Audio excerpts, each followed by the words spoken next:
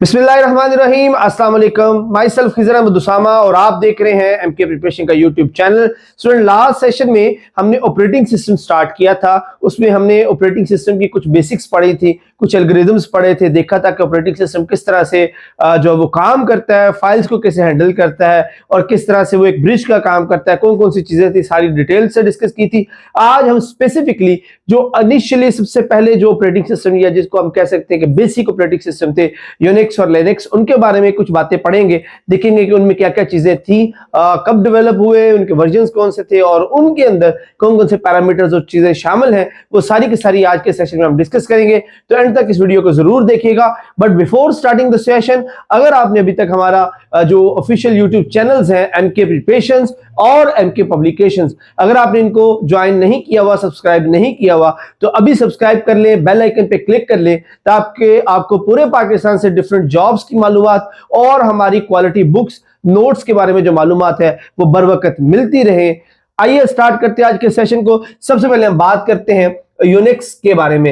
Unix क्या है? Unix आप कह सकते हैं कि सबसे पहला ऑपरेटिंग सिस्टम था, बड़ा बेसिक सा ऑपरेटिंग सिस्टम था जिसको डेवलप किया गया और ये फर्स्ट टाइम जो इसका आप कह लें कि प्रोजेक्ट स्टार्ट हुआ था वो 1965 में हुआ था। उसके बाद 1969 में बेल लैब्स के अंदर केन थॉम्पसन ने इसको फर्स्ट टाइम जब इंट्रोड्यूस करवाया, डेवलप किया।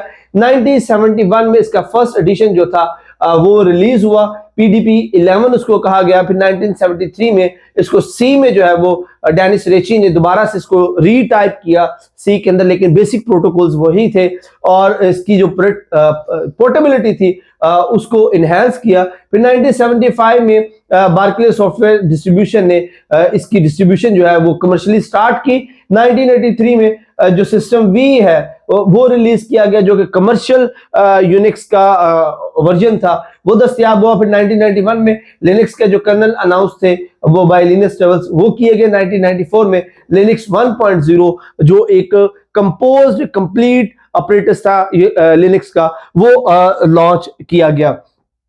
अच्छा, अब बात ये यहाँ पे हम करते हैं कि जब ये इतना एंशिएंट ऑपरेटिंग सिस्टम है तो ये इतना कामयाब कैसे हो गया। तो उसकी जो बड़ी बातें थी उनमें सबसे पहली बात तो थी ये सी में लिखा गया। सी में लिखने का मतलब ये था कि इसको समझना आसान था, इसको डेवलप करना आसान था, इसको मेंटेन करना, डिबग करना जो वो आसान था। इसलिए और इसके साथ साथ इसकी कंपैटिबिलिटी विद द हार्डवेयर वो आसान थी, जिस वजह से ये मशहूर हुआ। और उसके बाद इसकी सिंपलिसिटी थी, do one thing and do it well, कि एक वक्त में एक प्रोसेस करो और उसको बेहतरीन अंदाज से करो।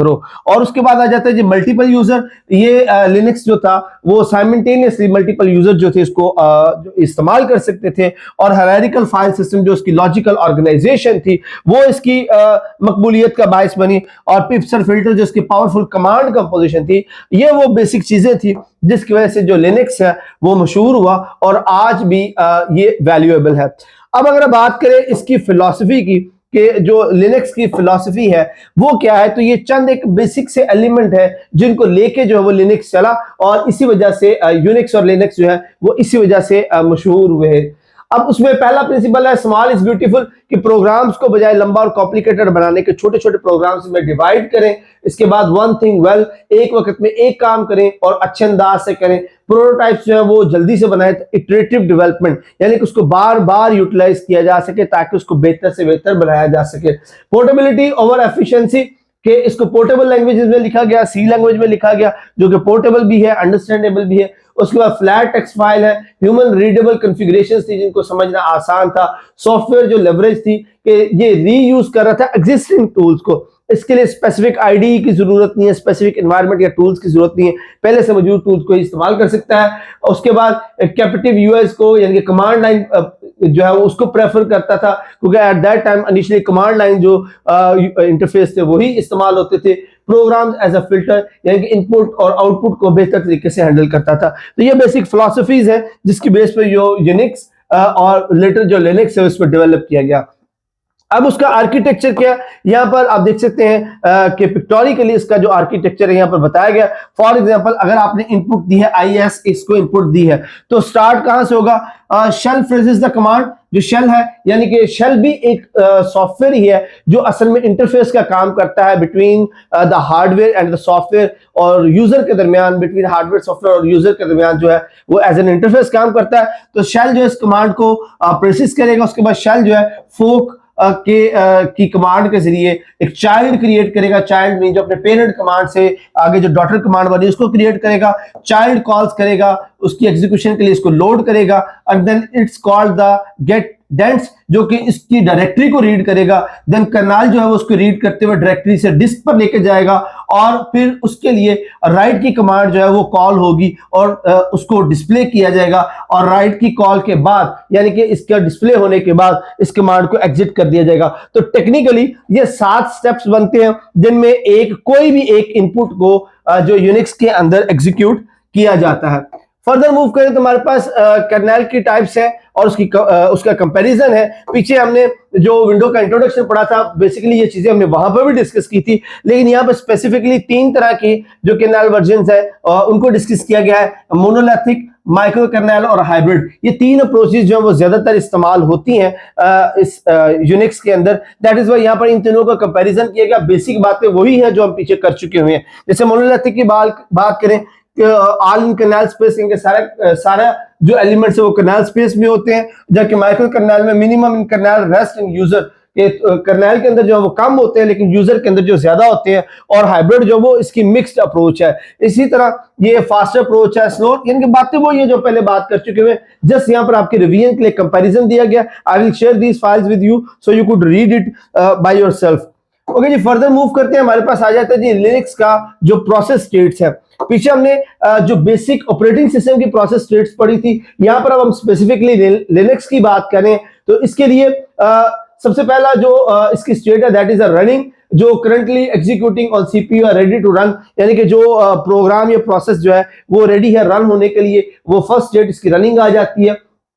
देन हमारे पास स्लीपिंग स्टेट आ जाती है, इंटरप्टेबल, जिसके अंदर वो वेटिंग कर रहा होता है आइडल कंडीशन के अंदर, इनपुट या आउटपुट सिग्नल का वेट कर रहा होता है। जैसे इसको इनपुट या आउटपुट का सिग्नल मिलता है और देन दोबारा ये अपनी रेडी कंडीशन में आ जाता है। अनइंटरप्टेबल स्लीप, जिसके अंदर वो वेटिंग कर रहा होता है और इस काम को ब्रोक नहीं किया जा सकता, किल नहीं किया जा सकता इस फेज को, ये अपना फेज कंप्लीट करके ही स्लीप मोड से एग्जिट करता है। देन स्टॉप है, उसके अंदर जो है suspended by the signal control G, इन कंट्रोल जी कमांड के जरिए आप इसके इस स्टेट को जो है वो टर्मिनेट कर सकते हैं। देन ज़ॉम्बी स्टेट है, उसके अंदर terminated but not repaired by the parent, ये टर्मिनेट तो हो सकता है बट इसको रिपेयर नहीं किया जा सकता। उसके बाद डेड स्टेट है, बीइंग क्लीन अप, यानी कि रेयरली सीन, कि इस स्टेट में तमाम जो एलोकेटेड मेमोरी लोकेशंस होती है उसको क्लीन अप कर दिया जाता है और ये सिस्टम जो है वो टोटली आइडल स्टेट में चला जाता है। यहाँ पर जो इंपॉर्टेंट स्टेट्स हैं वो डी स्टेट, अच्छा यहाँ पे ये इसकी एब्रिविएशंस लिखी गई हैं हर स्टेट के साथ, जिसको RSGTZX कहते हैं। और यहाँ पर जो इंपॉर्टेंट स्टेट है that is a D state, ये अनइंटरप्टेबल स्लीप होती है जिसको तोड़ा नहीं जा सकता, चाहे हम ये सीक किल वाली जो कमांड है इसको भी यूज कर लें, ये अपना टाइम या अपना वो प्रोसेस कंप्लीट करके ही स्लीप मोड से एग्जिट होता है। And last is the zombie process, don't use the resources except process table entry, यानी कि ज़ॉम्बी स्टेट के ऊपर ये किसी तरह का कोई रिसोर्स इस्तेमाल नहीं कर रहा होता, बिल्कुल डीप स्लीप मोड में गया होता है और किसी तरह का प्रोसेस जो इसके अंदर प्रोसीड नहीं हो रहा होता। ओके, नेक्स्ट हमारे पास फोक सिस्टम कॉल है। ये सिंपली कोड के अंदर एक आप कह सकते हैं फंक्शन है, एक फाइल है जिसको आप इस्तेमाल करते हैं for the starting of any command. जैसे यहाँ पे आप देख सकते हैं कि जैसे हम फोक कॉल करते हैं देन आपके पास जो बाकी स्टेटमेंट है जैसे इफ एल्स स्टेटमेंट है या कोई भी जो आपके पास कमांड है वो स्टार्ट होगी। तो इसकी कोडिंग के अंदर फोक स्टेटमेंट जो है वो स्टार्ट की जाती है किसी भी नए प्रोसेस को स्टार्ट करने के लिए, जो वो फोक स्टेटमेंट जो है इसको कॉल किया जाता है। उसके बाद हमारे पास सिग्नल्स आ जाते हैं सॉफ्टवेयर इंटरप्ट्स के, वो सिग्नल जो सॉफ्टवेयर को इंटरप्ट कर सकते हैं, उनकी यहाँ पर कुछ जो टाइप्स दी गई हैं, यहाँ पर उन सिग्नल्स की जो एब्रिविएशंस है वो इस्तेमाल की गई जो कोड में डायरेक्टली इस्तेमाल किए जाते हैं, और इस जगह पे उनका जो एक्शन है वो दिया गया है। बेसिक से एक्शन जैसे ये जो 2 कोड्स हैं इस्तेमाल किए जाते हैं टर्मिनेट के लिए, ये जो इस्तेमाल किया जाता है कोड डंप के लिए, सिक किल जो वो टर्मिनेट के लिए, ये भी कोड डंप के लिए, टर्मिनेशन के लिए, मतलब ये डिफरेंट जो कमांड टाइप्स हैं इस्तेमाल की जाती हैं कोड के अंदर डिफरेंट तरह के ब्रोक या टर्मिनेशन के लिए, इग्नोर करने के लिए, कंटिन्यू करने के लिए, प्रोसेस को स्टॉप करने के लिए, एग्जिट करने के लिए, ब्रोकन पाइप के लिए, सेगमेंटेशन के लिए, टर्मिनेशन सिग्नल के लिए, चाइल्ड स्टॉप के लिए, डिफरेंट कमांड्स के लिए जो ये एक्शंस इस्तेमाल किए जाते हैं। और इसकी जो ये एब्रिविएशंस है, ये वर्ड अगर आपको नजर आ जाते हैं, कीवर्ड नजर आ जाते हैं, तो उसके रेलेवेंट एक्शन जो है एट दैट पॉइंट कोड का ये हो रहा होता है। नेक्स्ट हमारे पास जॉब कंट्रोल है। जॉब कंट्रोल के अंदर ये असल में जब मल्टीपल प्रोसेसेस आ जाते हैं तो शेल उसको कैसे हैंडल करता है। जैसे कि मैंने पहले बताया कि shell is also process a software जो कर्नल और यूजर के दरमियान एज ए इंटरफेस इस्तेमाल होता है, और इसमें जो कमांड्स यूज की जाती हैं ये 6 तरह की कमांड्स यहाँ पर दी गई है। जैसे ये कमांड एंड की जो कमांड इस्तेमाल की जाती है किसी प्रोसेस को बैकग्राउंड में स्टार्ट करने के लिए, जॉब्स की कमांड इस्तेमाल की जाती है करंट जॉब्स की लिस्ट बनाने के लिए, fg%1 इस्तेमाल की जाती है bring job 1 to the foreground, यानी कि जॉब नंबर 1, जॉब नंबर 2, 3 वगैरह को फ्रंट पर लाने के लिए। bg%1 इस्तेमाल की जाती है जॉब 1 को रिज्यूम करने के लिए, यहाँ पे नंबर आप जैसे जैसे चेंज करते जाएंगे वो वाली जॉब जो वो रिज्यूम हो जाएगी। किल 1 के लिए जॉब 1 को किल करने के लिए, और डिसऑन के लिए remove the job from the job table. यानी कि डिफरेंट कमांड इस्तेमाल की जाती हैं ड्यूरिंग द प्रोसेस। जब आपके पास मल्टीपल प्रोसेस चल रहे होते हैं तो किस प्रोसेस को आपने फोरग्राउंड पे लेके आना है, किसको किल करना है, किसको टर्मिनेट करना है, किसको एनालिस्ट करना है, वो आप इन कमांड्स के जरिए जो वो कर सकते हैं। ओके जी, नेक्स्ट हमारे पास आ जाते हैं जी virtual memory concept. Virtual memory क्या होता है ये हमने पहले भी 2-3 लेक्चर्स के अंदर पढ़ चुके हैं। वर्चुअल मेमोरी जो है वो gives each process illusion of its contiguous address space, यानी कि ये आप एक उसको अज्यूम करवाते हैं हर प्रोसेस को कि उसके पास अपनी कंटीजियस स्पेस है, बट एक्चुअली वो स्पेस होती नहीं है। अब उसके लिए वो या तो 2 तरीके होते हैं, या तो वो जो एसएसडी है आपकी परमानेंट मेमोरी है उसमें से कुछ मेमोरी को उधार लेता है, या जो आपके रैम के अंदर या प्रोसेस के अंदर जो मेमोरी है उसको शेयर्ड करवा देता है। तो शेयर्ड मेमोरी की सूरत में भी हर प्रोसेस को यही फील आता है कि उसकी अपनी मेमोरी है, या वर्चुअल मेमोरी हम ले लेते हैं मेन मेमोरी से, ताकि वो जो प्रोसेसेस हैं उनको अपनी इंडिविजुअल मेमोरी मिल सके जब मेमोरी जो है फुल हो जाती है।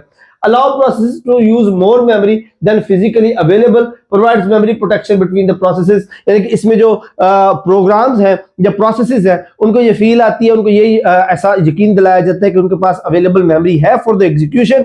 अब वो चाहे शेयर्ड मेमोरी हो, शेयर्ड रिसोर्सेज हो, या आपने उसको मेन मेमोरी से उधार लिया होता है। अब इसके जो की कंपोनेंट्स की बात करें उसमें एक वर्चुअल एड्रेस स्पेस आ जाती है। हर process has its own 32 bit typically 4 GB की स्पेस, या 64 बिट सिस्टम में बात करें तो 128 टेराबाइट तक की स्पेस जो है वो अवेलेबल होती है depending upon these two operating system types. Pages क्या होते हैं, फिक्स साइज ब्लॉक्स हैं जो हर पूरी मेमोरी जो अवेलेबल मेमोरी होती है 4 KB के फिक्स ब्लॉक बना के उसकी एलोकेशन की जाती है जिसको हम पेज कहते हैं। पेज टेबल क्या होता है, maps virtual pages to physical frames, यानी कि अगर हम पेजेस को जब हम फ्रेम्स में इकट्ठा करते हैं हम उसको पेज टेबल कहते हैं। टीएलबी जो है hardware cache for page table entries को आगे हम देख लेते हैं डिटेल के साथ भी। एड्रेस टाइप 3 तरह के एड्रेस टाइप होते हैं, लॉजिकल एड्रेस है, फिजिकल एड्रेस है और एमएमयू है।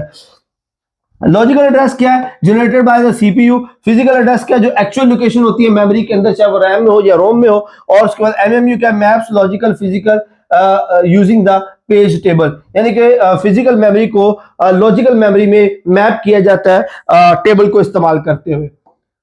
ओके जी, नेक्स्ट हमारे पास आ जाता है जी पेजिंग। पेजिंग करना क्या होता है ये हमने पहले भी पढ़ा था, जो बेसिक सॉफ्टवेयर हार्डवेयर हमने पहले लेक्चर के अंदर जब पढ़ा था वहां पे पेजिंग की जो हिंट हमने लिया था। पेजिंग क्या होता है कि फिजिकल मेमोरी को आप डिवाइड कर देते हैं फ्रेम्स के ऊपर जो कि फिक्स साइज के होते हैं, और फिर उस फिजिकल मेमोरी को आप लॉजिकल मेमोरी में कन्वर्ट करते हैं in the form of the pages same size को, ताकि जितने भी प्रोसेसेस हैं उनको in the form of those blocks memory जो है वो एलोकेट की जा सके।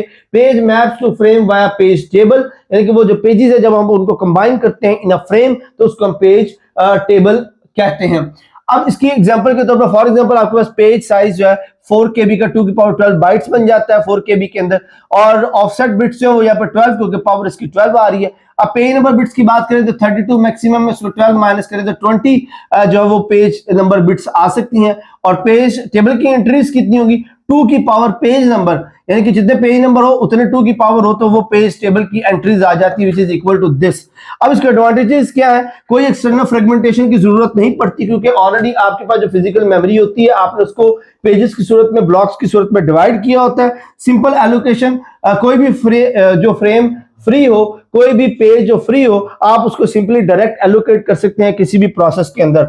Allows sharing, same page can map to multiple process, यानी कि इसके अंदर आप शेयरिंग भी करवा सकते हैं कि आपके पास जो पेज है, ब्लॉक ऑफ द मेमोरी है, आप उसको डिफरेंट जो प्रोसेसेस है उनके साथ शेयर करवा सकते हैं। ओके जी, फर्दर मूव करते हैं। हमारे पास आ जाता है जी पेज टेबल इंप्लीमेंटेशन, कि अब जो लार्ज पेज टेबल है तो उनको कैसे हैंडल किया जाए। क्योंकि अब पेज जो मेमोरी है, पेज के अंदर जो 4 KB के मेमोरी ब्लॉक्स होते हैं और पेज टेबल के ऊपर मल्टीपल जो पेजेस होते हैं, जिसकी वजह से जो पेज टेबल है वो बहुत ह्यूज हो सकते हैं, in the form of terabytes तक भी जा सकते हैं। तो अब उन ह्यूज फ्रेम्स को, उन ह्यूज पेज टेबल्स को कैसे हैंडल किया जाएगा, उसके लिए जो मल्टी लेवल हायरार्किकल जो पेजिंग है वो इस्तेमाल की जाती है कि पेज नंबर जो है उनको मल्टीपल लेवल्स में डिवाइड किया जाता है और जो नीडेड पेज टेबल्स होते हैं सिर्फ उन्हीं को ही एलोकेट किया जाता है। अवेलेबल तमाम पेजेस को टेबल पर एलोकेट करने के बजाय जितनी जरूरत होती है उतने ही टेबल को एलोकेट किए जाते हैं ताकि टेबल का साइज जो वो मैनेज किया जा सके।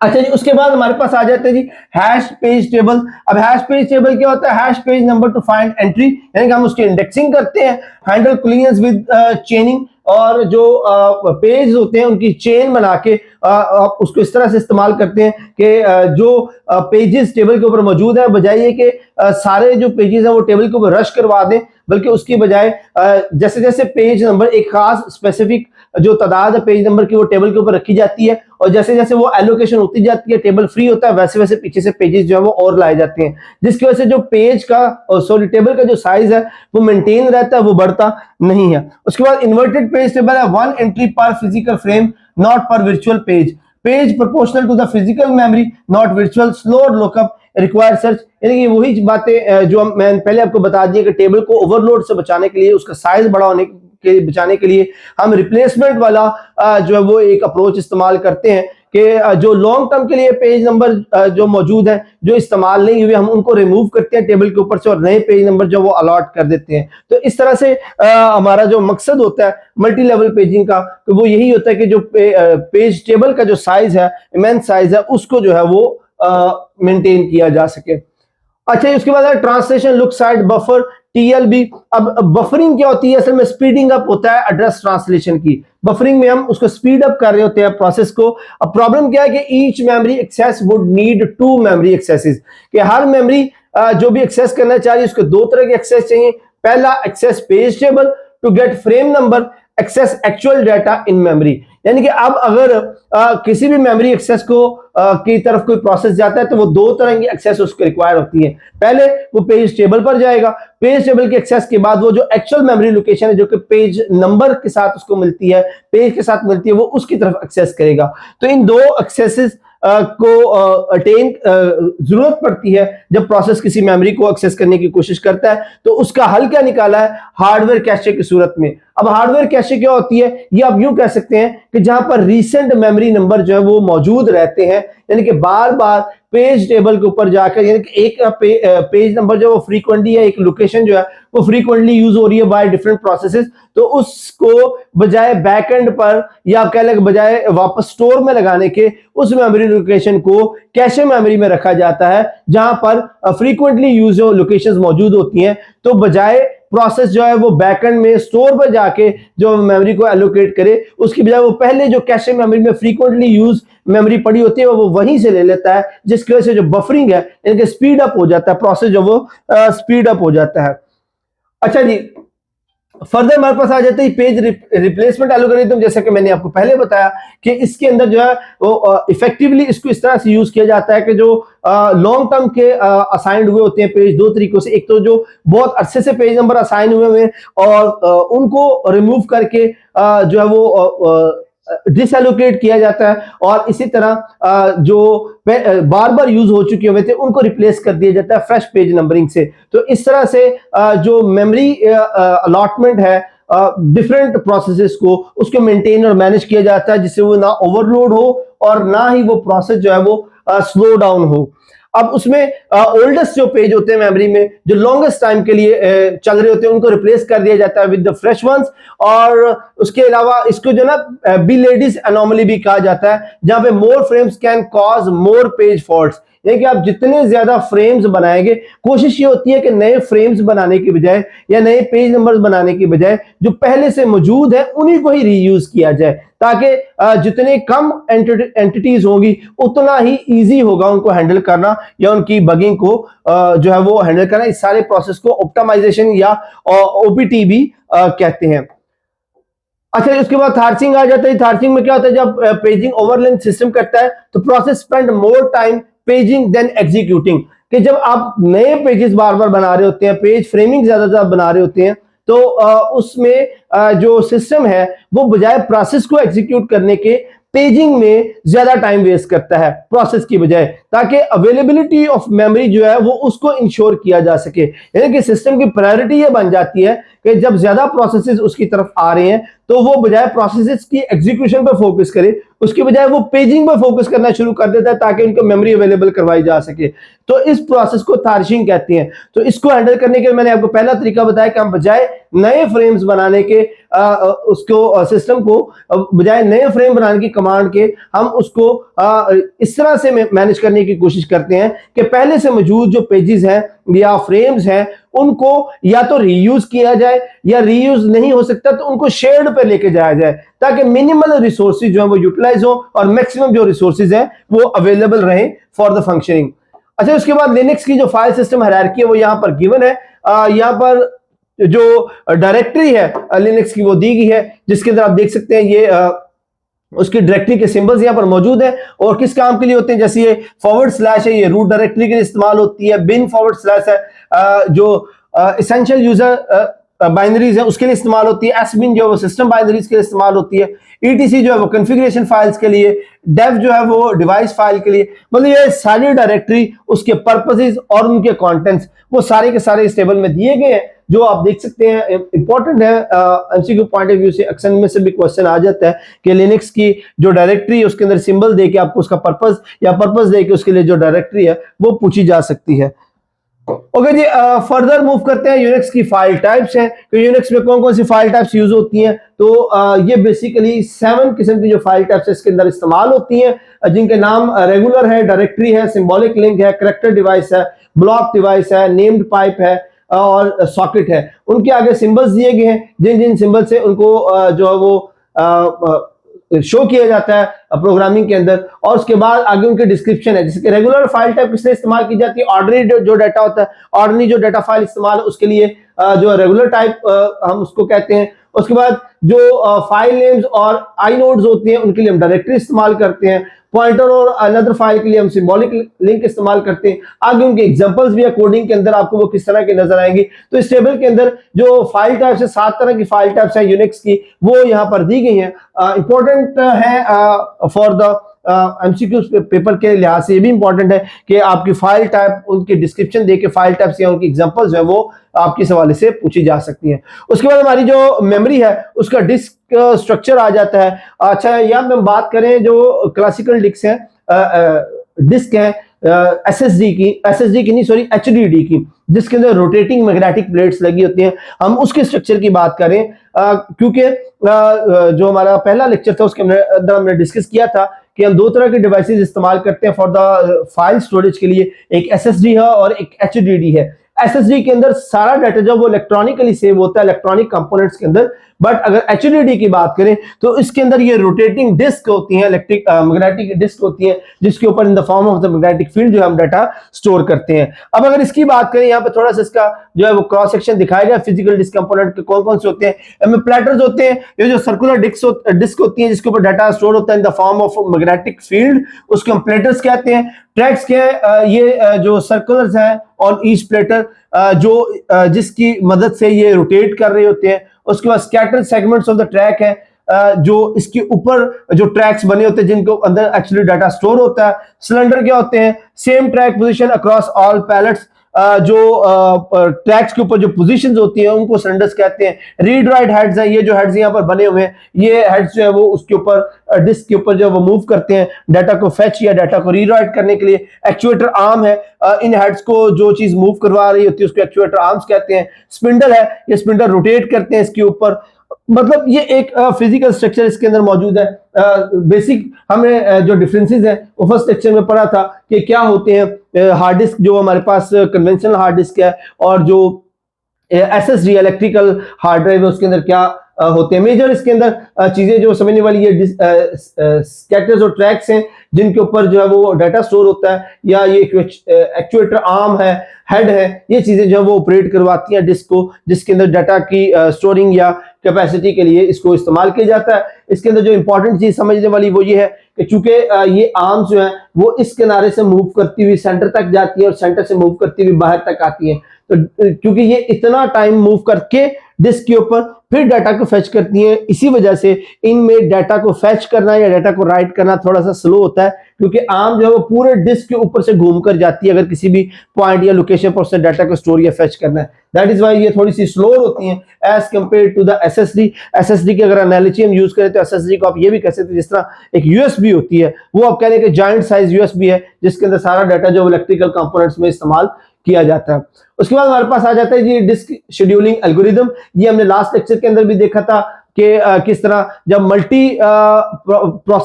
प्रोसेसेस आते हैं, मल्टीपल प्रोसेसेस आते हैं, तो उनको शेड्यूल करने के लिए जो अप्रोचेस इस्तेमाल की जाते हैं, जो एल्गोरिदम इस्तेमाल किए जाते हैं, वो यहाँ पर गिवन है, जो हमने बड़ी डिटेल के साथ लास्ट लेक्चर में डिस्कस किया था, जिसमें फर्स्ट कम फर्स्ट सर्व है, जिसके हम जो पहले आने वाले प्रोग्राम को पहले एंटरटेन करते हैं। उसके बाद शॉर्टेस्ट जॉब फर्स्ट है, उसके बाद move end to end server along scan, C scan है बट सर्कुलर रिटर्न के साथ, लुक है scan only to the last require, C look है। मतलब ये वो डिफरेंट अप्रोचेस है जिसकी मदद से हम डिफरेंट मल्टीपल डाटा को डिफरेंट टेक्निक्स के साथ हैंडल करते हैं, डिपेंडिंग अपॉन द टेक्नोलॉजी, कि आप कौन सी टेक्नोलॉजी इस्तेमाल कर रहे हैं, कौन सी कोडिंग, कौन सा प्रोग्राम या कौन सा ऑपरेटिंग सिस्टम यूज कर रहे हैं। हर ऑपरेटिंग सिस्टम डिफरेंट तरह के जो अप्रोचेस हैं उनको इस्तेमाल करता है। अच्छा, यहाँ इस टेबल के अंदर जो है वो हेड मूवमेंट्स के बारे में बताया गया है कि जो फर्स्ट कम फर्स्ट सर्व वाली है उसमें 640 सिलेंडर्स जो है हेड मूवमेंट पाई जाती है। इस तरह एसएसटीएफ, मतलब इसकी एक एग्जांपल है, प्रैक्टिकली आप उसको जो है अपनी प्रैक्टिस के लिए देख सकते हैं, बट सिंपली ये पीछे लेक्चर में हमने डिटेल के साथ डिस्कस की थी अप्रोचेस कि किस तरह ऑपरेटिंग सिस्टम जो है वो हैंडल करता है इन डिफरेंट सिचुएशंस को, जिसमें मल्टी जो है उसके पास प्रोसेसेस जो है वो आते हैं। अच्छा, उसके बाद आ जाता है रेड लेवल्स। रेड लेवल्स क्या है? ये redundant array of independent disk है कि जो डाटा आ रहा है आप उसको किस लेवल पर स्टोर या सेव कर रहे होते हैं, उस हवाले से कि उस डाटा को आपने कैसे स्टोर करना है, किस तरह से आप डिस्क के किस लेवल पर उसको जो है वो ऐड कर रहे होते हैं, और इसका पर्पस क्या है, इसकी परफॉर्मेंस जो है वो स्ट्रिपिंग वो बेहतर की जा सके, रिलायबिलिटी बेहतर हो, कैपेसिटी जो है वो बेहतर हो। और जो डिस्क लेवल्स है वो यहाँ पर बताए गए हैं कि जो रेड 0 लेवल का डाटा है उसकी जो स्ट्रिपिंग है यानी कि उसकी परफॉर्मेंस जो है उसको मेन डिस्क नंबर 2 पर स्टोर किया जाता है, फॉल्ट टॉलरेंस उसमें कोई नहीं है, स्टोरेज एफिशिएंसी 100% है, और यूज किससे किया जाता है, नॉन क्रिटिकल या हाई परफॉर्मेंस डाटा स्टोरेज के लिए। रेड 1 का जो लेवल है उसमें जो मिररिंग के लिए इस्तेमाल किया जाता है, मेन डिस्क जो 2 इस्तेमाल की जाती है, इसकी जो फॉल्ट टॉलरेंस है वो एक्सीलेंट है, बहुत ज्यादा जो फॉल्ट है उसको हैंडल किया जा सकता है, स्टोरेज एफिशिएंसी 50% हो जाती है। यू कैन सी कि जितना फॉल्ट टॉलरेंस कम होगी उतनी एफिशिएंसी ज्यादा, जितनी फॉल्ट टॉलरेंस कम है ज्यादा होगी उतनी एफिशिएंसी भी कम हो जाएगी। क्रिटिकल डाटा या ऑपरेटिंग सिस्टम वगैरह को स्टोर करने के लिए इसको इस्तेमाल किया जाता है। रेड 5 स्ट्रिपिंग प्लस डिस्ट्रीब्यूशन दोनों के लिए इस्तेमाल किया जाता है। 1 डिस्क इसकी टॉलरेंस है, n-1/n जो इसकी स्टोरेज एफिशिएंसी है। फाइल सर्वर्स के लिए इस्तेमाल किया जाता है। इस तरह जो डिफरेंट लेवल्स है for different type of data के लिए डिफरेंट रेड लेवल्स इस्तेमाल किए जाते हैं, डाटा को जो डिस्क होती है उसके डिफरेंट लेवल पर स्टोर करने के लिए।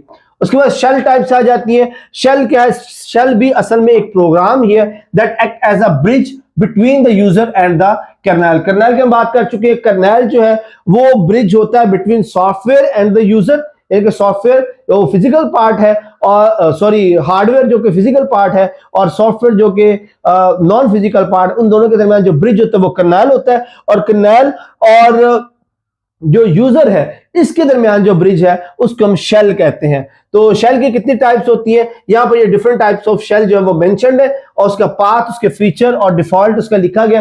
जैसे कि ये SHB ऑन है, इसका पाथ ये वाला इस्तेमाल किया जाता है। फीचर इसके कौन से? ओरिजिनल, बेसिक और पोर्टेबल होता है। बैश जो शेल है, अक्सर आपने कोडिंग में वर्ड देखा होगा बैश का, वो किसे इस्तेमाल किया जाता है? हिस्ट्री कंपाइलेशन के लिए, जॉब कंट्रोल के लिए या एरर्स के लिए इस्तेमाल किया जाता है, ज्यादातर लिनक्स में इस्तेमाल होता है। उसके बाद बिन कैश, बिन टी कैश जो है, इसको सी लाइक जो सिंटैक्स है उसके अंदर इस्तेमाल किया जाता है, यूनिक्स के ही किसी बीएसडी टाइप्स के अंदर इस्तेमाल किया जाता है। तो ये शेल के डिफरेंट टाइप्स है डिपेंडिंग अपॉन द प्रोजेक्ट कि आपका जो प्रोसेस है वो किस तरह का है, फाइल टाइप किस तरह की जिसको आप हैंडल करने जा रहे हैं, उसकी मेमोरी जो है वो कितनी इस्तेमाल करेगा, on the basis of the memory वो चीप है या एक्सपेंसिव है, उनको देखते हुए जो शेल की टाइप्स हैं वो यूज की जाती हैं कोडिंग के अंदर। और अगेन मैं रिपीट कर दूं कि जो शेल है वो एक ब्रिज है between kernel and the user, और कर्नल क्या है वो between the hardware and software जो है वो एक ब्रिज के तौर पर काम करता है। ओके जी, फर्दर हमारे पास आ जाता है जी एनवायरनमेंट वेरिएबल्स हैं। अब ये कॉमन वेरिएबल्स हैं जो इस्तेमाल किए जाते हैं इन द कोडिंग, और किस पर्पस के लिए इस्तेमाल किए जाते हैं वो यहाँ पे आप देख सकते हैं। ये वेरिएबल्स की टाइप्स हैं, डिफरेंट पाथ है, home user, shell powered, old powered, PS1, PS2, और ये इस्तेमाल किस लिए किए जाते हैं? जैसे कि पाथ शेल इस्तेमाल किया जाता है डायरेक्टरीज को, फॉर एग्जीक्यूटेबल डायरेक्टरीज को सर्च करने के लिए, होम इस्तेमाल किया जाता है यूजर्स होम डायरेक्टरी को सर्च करने के लिए, यूजर इस्तेमाल किया जाता है करंट यूजर नेम के लिए, शेल इस्तेमाल किया जाता है करंट शेल पाथ के लिए। तो ये डिफरेंट जो वेरिएबल्स हैं जो आपको नजर आते हैं कोडिंग के अंदर, और उसके जो वो पर्पसेस वो यहाँ पे आपको टेबल के अंदर गिवन है। एमसीक्यू पॉइंट ऑफ व्यू से बड़ी इंपॉर्टेंट चीजें ये वाली जो लास्ट में जितने भी टेबल्स में आपके साथ डिस्कस कर रहा हूँ, ये सारे के सारे एमसीक्यू पॉइंट ऑफ व्यू से बहुत इंपॉर्टेंट है। इंफॉर्मेशन है, रॉ इंफॉर्मेशन है, जिनको याद रखना जो वो आपके लिए जरूरी है अगर आप कोडिंग करने जा रहे हैं तो। अच्छा, उसके बाद कमांड्स कुछ स्पेशल कैरेक्टर्स हैं, जैसे ये स्पेशल कैरेक्टर्स यहाँ पर आपको दिए हुए हैं, हैश है या कॉलन है, एंड है, IF, और उसके बाद ब्रैकेट्स हैं। ये किस किस के लिए इस्तेमाल होते हैं? ये सिर्फ आगे यूजेज है, इनको एक्सप्लेन करना कोई इतना स्पेसिफिकली इसकी जरूरत नहीं है। सिंपली आप कोडिंग के अंदर जब आप इसको यूज करते हैं तो वो कहां कहां पर आप यूज करेंगे, डिटेल जो है इसकी अगर आप देखना चाह रहे हैं तो डिटेल के लिए आप हमारी जो एमके प्रिपरेशन की बुक है वो जरूर बाय कीजिए, क्योंकि यहाँ पर लेक्चर्स के अंदर इतनी ज्यादा डिटेल्स हम इसलिए डिस्कस नहीं कर रहे कि हम तैयारी करें एमसीक्यू पेपर के पॉइंट ऑफ व्यू से, तो इनको इतनी लंबी चौड़ी डिटेल्स या कोड लंबे लंबे लिखना वो हमारा पर्पस नहीं है। पर्पस ये है कि ये छोटे बिट ऑफ इंफॉर्मेशन है इनको याद रखा जाए, इनको जो फिंगर टिप्स पे कर लें, क्योंकि इनसे रिलेटेड क्वेश्चन जो है वो अक्सर पूछे जा सकते हैं। या आप प्रोग्रामिंग करना चाहते हैं देन भी इन कैरेक्टर्स को ध्यान में रखना जो है वो जरूरी है।